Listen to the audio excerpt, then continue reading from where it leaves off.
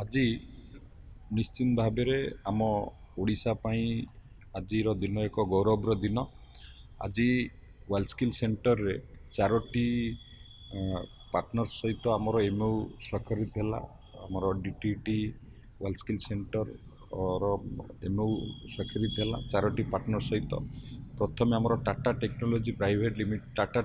Limited ସହିତ जो MOU ସ୍ୱାକ୍ଷରିତ ହେଲା 22ଟି आईटीआई की डेभलप करने से सेंटर ऑफ एक्सलेंस प्रतिष्ठा करने पाखापाखि 779 कोटी टंका व्यय ये एमओयू स्वाक्षरित करागला। एथिरे 86% कंट्रीब्यूशन टाटा टेक्नोलोजी, 14% ओडिशा सरकार जहाद्वारा जो 22टी आईटीआई डेभलपमेंट करा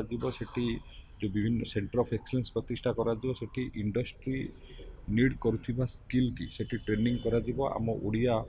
युवक को दक्ष करा सशक्त करा एवं ओडिशा रे जो शिल्प प्रतिष्ठा होची एवं मॉडर्न टेक्नोलोजी जहाँ आवश्यक एबे इंडस्ट्री 4.0 जहाँ आवश्यक करुची से भली भाव में तांको ट्रेन करा सेमानकु मध्य नियुक्ति देवार व्यवस्था करा एवं द्वितीयटी आमर यूनिसेफ सहित आमर एमओयू करागला। यूनिसेफ सहित जो एमओयू करागला यूनिसेफ 2000 आमर झील पिला छात्री मानू स्किल ट्रेनिंग कर विभिन्न स्थान नियुक्ति देवार व्यवस्था करा एवं थर्ड रे कायोसेकी रोबोटिक्स प्राइवेट लिमिटेड ये एक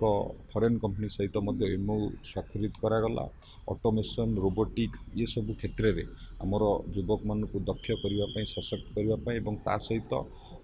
एडवांस टेक्नोलोजी एवं जहाँ इंडस्ट्री नीड्स करुच्ची से क्षेत्र में स्किल कर नियुक्ति देवाई व्यवस्था करा ता सहित आत्रेया ग्लोबल प्राइवेट लिमिटेड ता सहित एमओयू स्वाक्षर करागला। जर्मन एवं यूरोपियन कंट्री रो लैंग्वेज ट्रेनिंग दिया जाए से सब कंट्री रे आमर आम राज्यर छात्र छात्री मानू नियुक्ति देवाई व्यवस्था करा जदि देखिए आज जो चारोटी एमओयू स्वाक्षरित करागला जो ग्लोबल पार्टनर मानक सहित निश्चित भाव में ये ओडिशा पाई आज एक गौरवर दिन। आम ओडिया युवक मानक आशा आकांक्षा पूरा करिबारे ये सफल हम। ओडिया युवक मानक दक्ष सशक्त करा आत्मनिर्भर करने ये विशेष भाव में सहायक हम एवं सबु बेले आमे प्राधान्य दौचु किभली भाव में युवक भितर दक्षता को विकास करने एवं विकसित ओडिशार जो लक्ष्य रखा जाइए माननीय मुख्यमंत्री नेतृत्व में 2036 सुधा विकसित ओडिशा गठन समृद्ध ओडिशा गठन एवं 2047 सुधा विकसित ओडिशा गठन कर जो लक्ष्य रही जदि युवक माने दक्ष सशक्त आत्मनिर्भर न होबे तो विकसित ओडिशा गठन नहीं पारिबनी एवं महिला मानू जदि आगु